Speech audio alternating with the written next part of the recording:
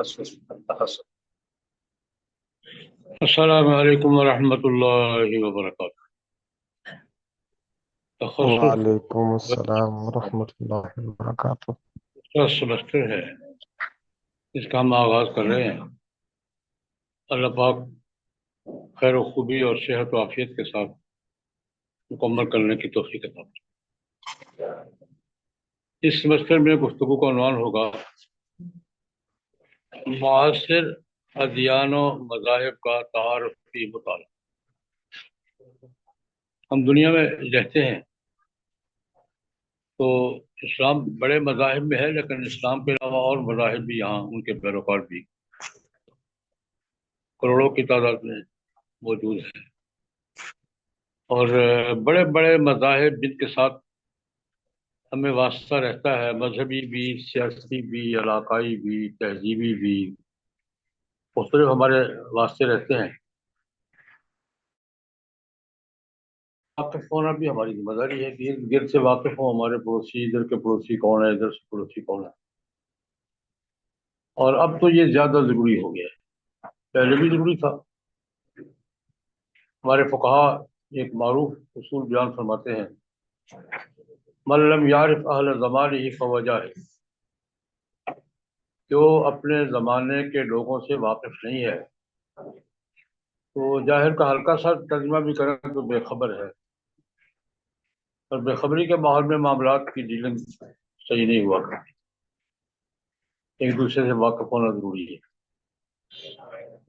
اس حوالے سے ہمارے عام طور پہ ہم تقابل ادیان پڑھتے ہیں، لیکن کسی بھی مذہب کے ساتھ ہمارے جو اعتقادی مسائل ہوتے ہیں ان پر مناظرہ مباحثہ پڑھتے ہیں، وہ ہمارے یہاں تقابل ادیان ٹھیک ہے، ایک شعبہ ہے اس کا، لیکن میرے خیال میں اس سے پہلے تعارف اور معاملات۔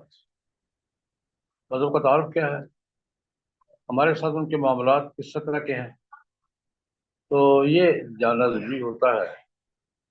اس لیے میری کوشش یہ ہوتی ہے کہ معاصر مذاہب 5-6 ہیں، بڑے بڑے، چھوٹے تو بہت ہیں، ان کے ساتھ پہلے تو ہم تعارف حاصل کون ہیں، کہاں کے ہیں، کہاں سے آغاز ہوا تھا، ان کے امتیازات کیا ہیں، پھر ہمارے ان کے معاشرتی معاملات کیا ہیں، ہمیں کیا مسائل درپیش آتے ہیں، پھر یہ کہ اعتقادی فرق ہمارا ان کا کیا ہے، اور اعتقاد میں ان کا موقف کیا ہے، ہمارا موقف کیا ہے۔ یہ 3-4 دائرے ہیں۔ پہلا دائرہ ہے تعارف کا۔ آج کل اس سے بھی زیادہ ضروری ہے کہ سماج گلوبل ہوتا جا رہا ہے۔ پہلے امریکہ والوں کو افریقہ والوں کی خبر نہیں ہوتی تھی، افریقہ والوں کو ایشیا والوں کو نہیں ہوتی تھی، ایشیا والوں کو آسٹریلیا والوں کو نہیں ہوتی تھی۔ اب تو کسی ملک میں کوئی واقعہ ہوتا ہے، اس ملک کے عوام کو بعد میں پتہ چلتا ہے، دنیا کو پہلے پتہ۔ روابط جناب نبی کریم صلی اللہ علیہ وسلم نے اس ماحول کو تعبیر فرمایا تھا، یتقارب الزمان، زمانے ایک دوسرے کے قریب آ جائیں گے، یعنی فاصلے سمٹ جائیں گے۔ فاصلے سمٹ گئے، ویسے سفر کے فاصلے بھی سمٹ گئے۔ جو سفر مہینے میں ہوتا تھا اب 4-5 گھنٹے کی فلائٹ میں ہو جاتا ہے، اور آواز کے فاصلے تو بالکل ہی سمٹ گئے۔ آواز کا فاصلہ تو سیکنڈوں میں، یہاں سے آپ واشنگٹن بات کر رہے ہیں، 5 سیکنڈ میں اب بات جائے گی، پہنچ جائے گی، کوئی مسئلہ ہی نہیں۔ تقارب زمان، فاصلے سمٹ جانے کے اس دور میں جب دنیا بھر کے واقعات دنیا بھر کے لوگوں کو کسی بھی وقت معلوم ہو سکتے ہیں اور اثر انداز بھی ہوتے ہیں، تو ممکن نہیں ہے کوئی واقعہ معمول سے ہٹ کر ہو اور کسی پر اثر انداز نہ ہو، منفی مثبت اثر ضرور پڑے گا۔ اس لیے آج کے دور میں چونکہ نسل انسانی اور انسانی سماج گلوبل ہوتا جا رہا ہے، اس لیے ایک دوسرے سے واقف ہونا زیادہ ضروری ہوتا ہے۔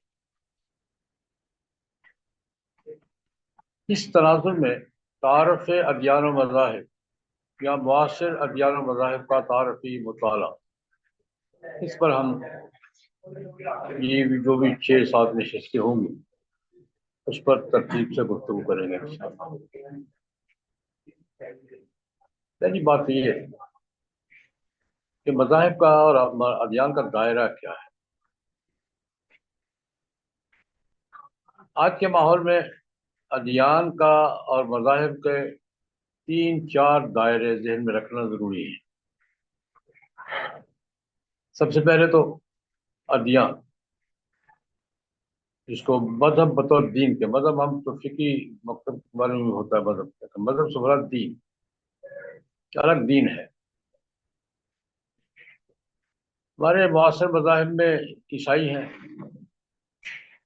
یہودی ہیں، ہندو ہیں، بدھ مت ہیں، ان سے ہمیں واسطہ پڑتا ہے۔ بڑے بڑے یہ چار پانچ مذاہب ہیں، ایک دائرہ یہ ہے۔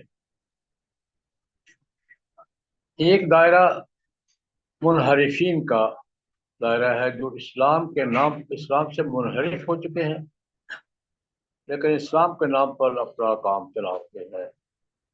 مرتدین، قادیانی ہیں، بہائی ہیں، ذکری ہیں، یہ نیشنل آف اسلام ہے، ہمارے بھی چار پانچ گروپ ہیں جو نام اسلام کا لیتے ہیں لیکن اسلام کے بنیادی عقائد بالخصوص ختم نبوت سے منحرف ہے، نئی نبوت کے قائل ہیں، نئی وحی کے قائل ہیں۔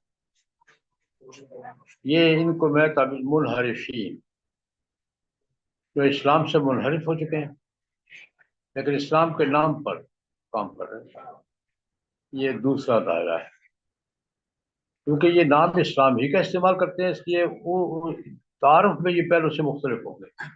ویسے تو کافر ہی ہیں، ان کو کوئی شک نہیں ہے، لیکن تعارف میں یہ دائرہ پہلے سے مختلف ہوگا کہ یہ نام اسلام ہی کا استعمال کرتے ہیں۔ قادیانی بھی، بہائی بھی، امریکہ کے کالے نیشنل آف اسلام بھی، ذکری بھی، ایک آدھ فرقہ اور بھی ہے۔ تیسرا دائرہ حضرت شاہ ولی اللہ رحمۃ اللہ علیہ کے نزدیک ان کو اہل قبلہ کہتے ہیں، جو نام بھی اسلام کا لیتے ہیں اور اسلام کی بنیادوں سے منحرف نہیں ہے۔ مثلا قرآن پاک مانتے ہیں، رسول اللہ کو آخری نبی مانتے ہیں، بیت اللہ کو مانتے ہیں، آگے اختلاف کرتے ہیں آگے میں۔ حضرت شاہ ولی اللہ رحمۃ اللہ علیہ کے زبان میں یہ اہل قبلہ ہے۔ یہ پہلے دونوں دائرے کفر اسلام کے ہیں، یہ دائرہ حق اور باطل کا ہے۔ حضرت شاہ صاحب رحمۃ اللہ علیہ، ان میں اہل سنت تو اہل حق ہیں، خوارج، روافظ، معتزلہ، جو بنیادی قبلہ بیت اللہ، قرآن پاک، رسول اللہ صلی اللہ علیہ وسلم کا ختم نبوت مانتے ہیں، اور باقی آگے یہ اہل سنت کے عقائد سے الگ ہیں، ان کے عقائد مختلف ہیں اہل سنت سے۔ یہ حق اور باطل کا دائرہ، یہ تیسرا دائرہ۔ چوتھا دائرہ فقہی اختلافات کا ہے، فقہی اور تصوف کے اختلافات۔ مثلا حناف ہیں، شوافی ہیں، مالکیہ ہیں، ظواہر ہیں، حنابلہ ہیں، فقہی مذاہب ہیں۔ یہ خطا اور ثواب کا دائرہ ہے، حق و باطل کا نہیں ہے۔ المجتہد یخطئ و یصیب، یہ دائرہ حق اور باطل کا نہیں ہے، ان میں سے کوئی بھی باطل نہیں ہے، سب حق پر ہے۔ ہاں، خطا ثواب کا دائرہ ہے۔ ہم حضرت امام ابو حنیفہ رحمۃ اللہ علیہ کے فتاویٰ کو مانتے ہیں، یہ کہہ کے ثواب یحتمل الخطا۔ حضرت امام مالک رحمۃ اللہ علیہ کے فتاویٰ پر عمل نہیں کرتے، یہ کہہ کے خطا یحتمل الصواب۔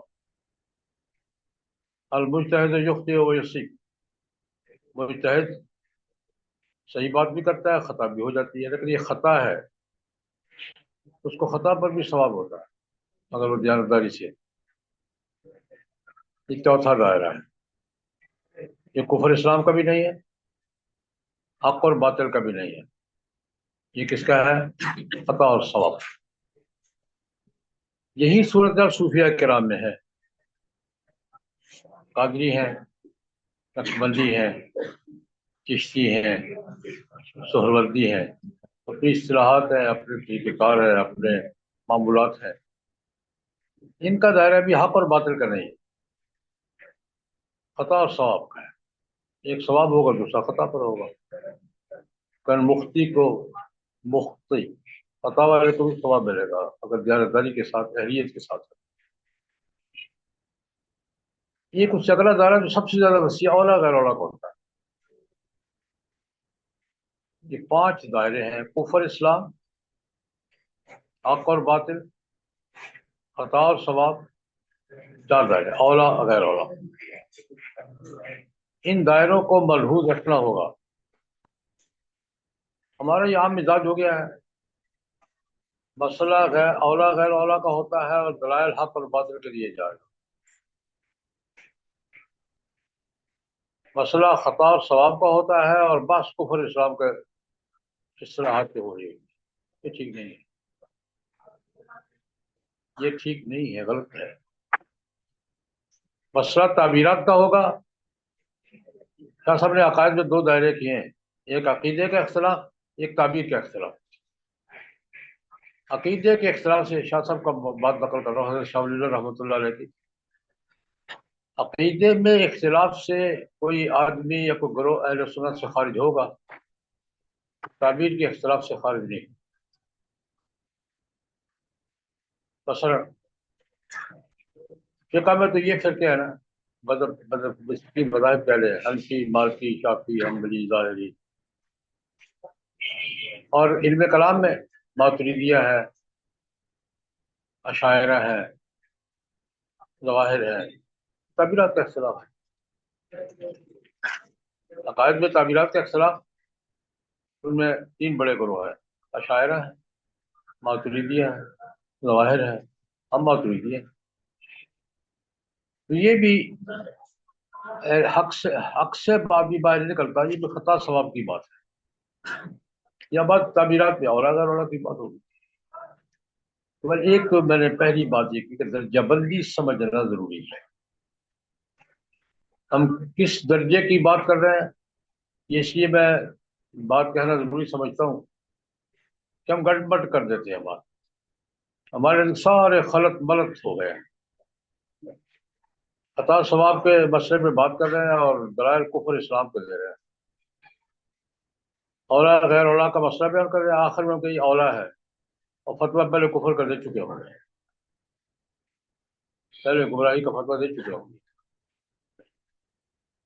तो मेरी पहली गुजारिश ये है कि अदियान, मज़ाहिब और इनके दायरों को, फर्क को मलहूज रखना जरूरी है। मैं फिर दोहरा देता हूँ, पहला दर्जा अदियान का है: हिंदू, ईसाई, सिख, बुद्ध मत, मुसलमान। दूसरा दायरा पहले नहीं था, अब है। शाह के दौर में यह दायरा नहीं था मुनहरिफीन का।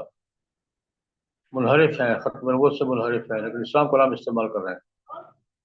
मैंने बताया क्यों 3-4 ग्रोह हैं: कादियानी है, बिहाई है, नेशन ऑफ इस्लाम है, जिक्री है हमारे मुल्क में। उसके बाद हक और बातिल का, अहले सुन्नत, मुतज़िला, रवाफिज़, खवारिज। ये इनमें अहले सुन्नत हक पर है, बाकी बातिल पर है। चौथा दायरा क्या था? खता और सवाब का। हनाफ, शवाफे सब हक पर है, लेकिन खता सवाब का फर्क है। इमाम शाफी रहमतुल्लाह अलैह का फतवा अपनी बात खता कह के नहीं मानते, लेकिन यह सवाब भी साथ कहते हैं। इमाम साहब रहमतुल्लाह, इमाम वजीफा रहमतुल्लाह के फतवे हम मानते हैं, सवाब कह के मानते हैं, लेकिन यह खता कह के मानते हैं। और पांचवा औला गैर औला का। ज्यादातर मसाइल में, इख्तिलाफी की मसाइल में ज्यादातर इख्तिलाफ औला गैर औला का होता है, लेकिन हमारे हाथ में हथियार कुफर इस्लाम है। ये ठीक नहीं। इसके बाद ये मैंने 2 बातें अपनी तरतीब समझाने के लिए, हम बात करेंगे पहले अदियान पर। अदियान पर बात करेंगे और गुमराह फिरकों पर बात करेंगे, मुनहरिफीन पर भी, और जो अहले बातिल हैं। दूसरा दायरा मुनहरिफीन का होगा। मिसाल के तौर पर हम बताएंगे ईसाई कौन है, उनकी तारीख क्या है, यहूदियों के साथ हमारे मामलात क्या है, हिंदुओं के साथ हमारे मामलात क्या है, सिखों के साथ।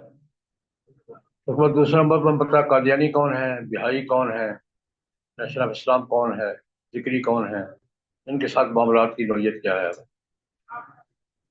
तीसरे नंबर पर फिर जब वक्त रहा तो बात करेंगे अहले सुन्नत के वक़्त रवाफिज़ कौन है, इनकी तारीख क्या है, खवारिज कौन है, मुतज़िला कौन है, इनका दायरा क्या है। ये इस तरतीब के साथ हम आज हम गुफ्तगू का आगाज़ कर रहे हैं। गुफ्तगू का आगाज़ मज़ाहिब में जो मुस्तकिल मजहब कहलाते हैं, मुस्तकिल पैरोकार उनके हैं, मुस्तकिल मजहब के तौर पर दुनिया में तस्लीम किए जाते हैं, उनमें हमारा अब दो वालों से याद है कि सबसे कदीम कौन सा है और सबसे करीबी पड़ोसी कौन सा है, या यहाँ से शुरू करेंगे या वहाँ से शुरू करेंगे। तो हम पड़ोस से शुरू करें। हमारे पड़ोसी है सिख, और जमाने के एतबार से सबसे करीब तरीन है।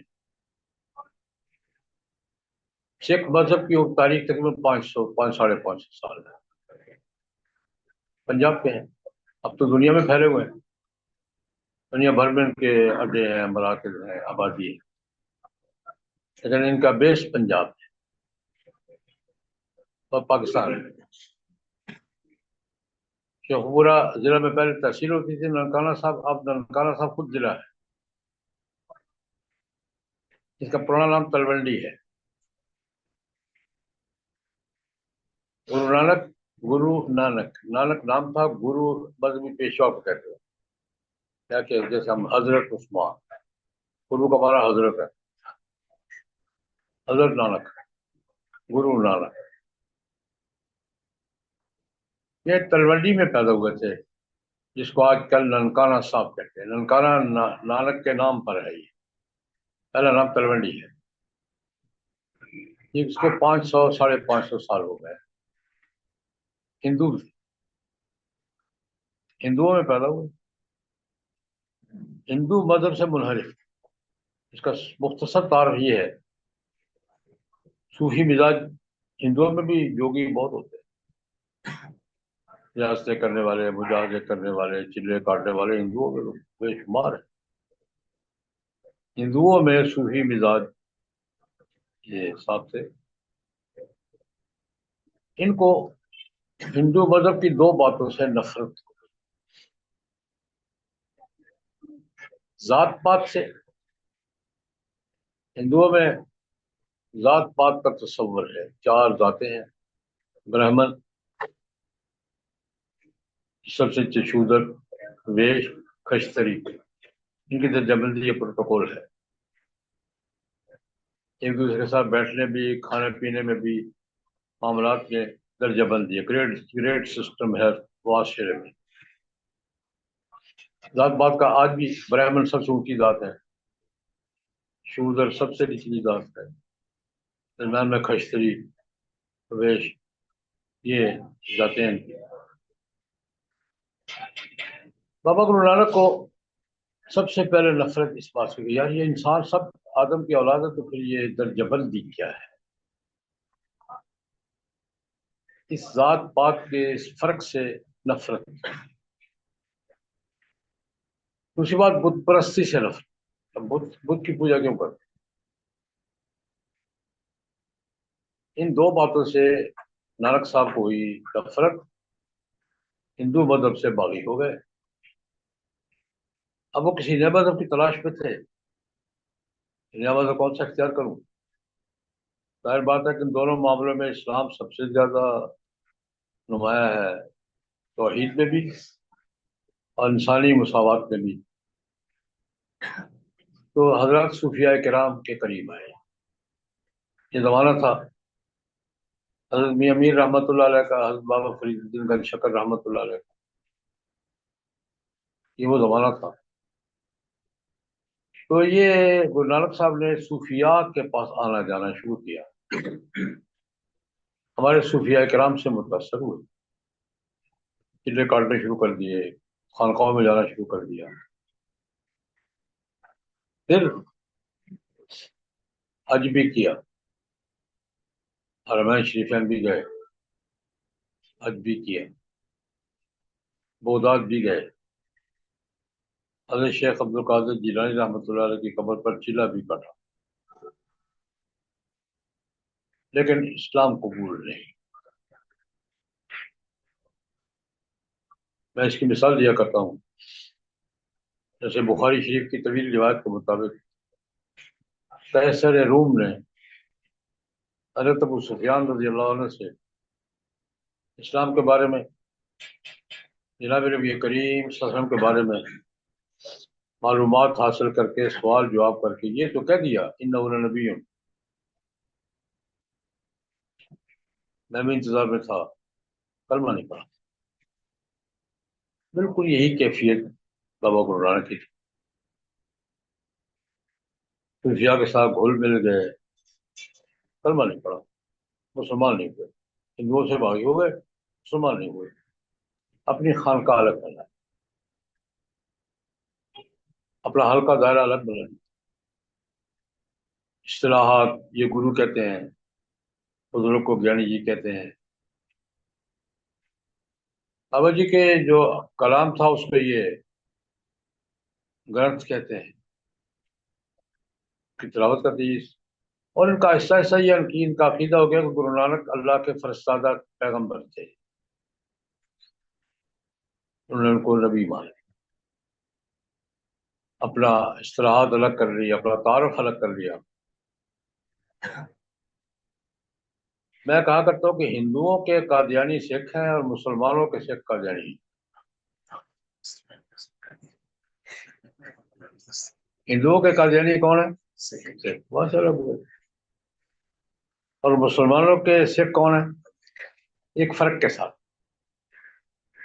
سکھوں نے الگ راستہ اختیار کیا تو اپنا نام الگ کر لیا، شناخت الگ کر لی، تو مسلمان نہیں ہے، ہندو بھی نہیں، نئی شناخت، سکھ، گرو، گردوارا۔ قادیانی الگ ہوئے، مذہب نیا اختیار کیا، شناخت الگ نہیں کی، یہ جھگڑا ہے ہمارا قادیانی سے۔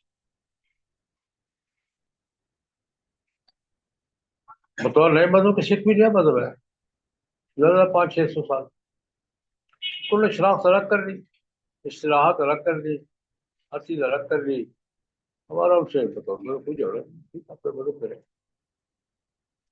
قادیانی بھی سکھ کی طرح ہی مذہب الگ مذہب ہے، وہی آسمانی تعلیمات کو بنیاد بناتے ہیں، مرزا غلام احمد کو نبی مانتے ہیں، لیکن شناخت الگ نہیں کر رہے۔ خیر، یہ اپنے مقام پہ بات ہوگی جب ان کا ذکر آئے گا، لیکن میں یہ سمجھانے کے لیے عرض کیا کہ سکھ کو کی پوزیشن ہندوؤں میں ہوئی ہے جو ہمارے یہاں قادیانیوں کی ہے، اس فرق کے ساتھ کہ انہوں نے شناخت الگ کر لی، یہ شناخت الگ نہیں کر، خیر سکھوں نے اپنی شناخت الگ کر لی۔ اس سے یہ تو میں نے ابتدائی تعارف ان کا عرض کیا ہے، پھر یہ آہستہ آہستہ چلتے رہے، پھر انہوں نے سیاسی رنگ بھی اختیار کیا، ہوا یوں کہ اصل تو یہ خانقاہی نظام تھا ان کا۔ ابھی گردوارا جو ہے نا اس کا داخلی نظام خانقاہ سے ملتا جلتا ہی ہے، ذکر اذکار کرتے رہتے ہیں، واحد پکے ہیں یہ، اللہ کے سوا کسی کی بات نہیں کرتے، ذات پات کے فرق کے بالکل قائل نہیں ہیں، برابر سمجھتے ہیں، اور ان کا عبادت کا نظام وہی ذکر اذکار ہے اور لنگر ہے، لنگر بہت اچھا کرتے ہیں۔ صوفیاء کے یہاں خانقاہوں میں یہی ہوتا ہے، رہنے کی جگہ، لنگر، ذکر اذکار کا ماحول، طرز وہی اختیار کی لیکن نام الگ کر لیا، شناخت الگ کر لی، کلمہ نہیں پڑا، مسلمان نہیں ہوئے، نہ ہندو رہے نہ مسلمان ہوئے، نیا مذہب تھا۔ آہستہ آہستہ یہ وہ زمانہ تھا جب مغل سلطنت اپنے عروج کو پہنچ کر اورنگزیب عالمگیر کے زمانے میں پھر ریورس گیئر لے رہی تھی۔ شاہجہاں کے بعد مغلوں کے شہزادوں کی آپس میں لڑائی ہوئی، سب سے بڑی لڑائی ہوئی اورنگزیب کی اور دارا شکوہ کی۔ دارا شکوہ شاہجہاں کا بیٹا تھا، بڑا بیٹا تھا، اورنگزیب بھی تھا، شاہجہاں کی جانشینی پر جنگ ہوئی ان کی۔ دارا شکوہ صوفیانہ مزاج کا تھا، اس کی مسجد لاہور میں ہے، اس کی سارا مرکز بھی لاہور میں نے دیکھا ہوا ہے۔ اورنگزیب ادبی آدمی تھا، اور حضرت مجدد صاحب رحمۃ اللہ علیہ کے افکار سے متاثر تھا۔ ان کی جنگ ہوئی، پھر شجاع بھی ان کا بھائی تھا، شجاع کی جنگ ہوئی، بھائیوں میں بادشاہت کی جنگ ہوئی جس میں اورنگزیب غالب آیا۔ پھر اورنگزیب نے 50 سال حکومت کی ہے۔ اورنگزیب عالمگیر نے 50 سال یہاں حکومت کی ہے۔ حکومت کہاں سے کہاں کو، سمرقند بخارا سے لے کر بمبئی، کلکتہ، گجرات، کاٹیاوار، آج گنے تو اس میں پاکستان بھی ہے، اس میں افغانستان بھی ہے، اس میں آدھے سے زیادہ افغانستان بھی ہے، اس میں برما بھی ہے، اس میں بنگلہ دیش بھی ہے، اس میں انڈیا بھی ہے، سارا روس کو پہنچے پھر ریورس کرنے کا یہ دور وہ تھا۔ ان جنگوں میں جو اورنگزیب میں اور اس کے بھائیوں میں ہوئی تھی، سکھوں نے دارا شکوہ کا ساتھ، کیونکہ پنجاب کی بڑی قوت تھی، آہستہ آہستہ بڑی قوت بن گئے تھے۔ اس جنگ میں یہ دارا شکوہ کے ساتھ ہوئے اور اورنگزیب کے خلاف لڑے۔ پھر جنگ میں جب اورنگزیب کو فتح ہوئی تو جو دارا شکوہ کے ساتھ ہوا وہ ان کے ساتھ بھی ہوا، نیچرل بات۔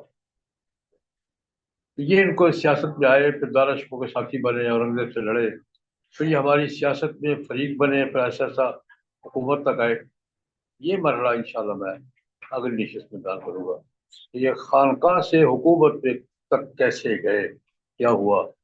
خانقاہی نظام شروع کیا تھا نانک صاحب نے، اور حکومت کس نے کی ہے؟ رنجیت سنگھ نے۔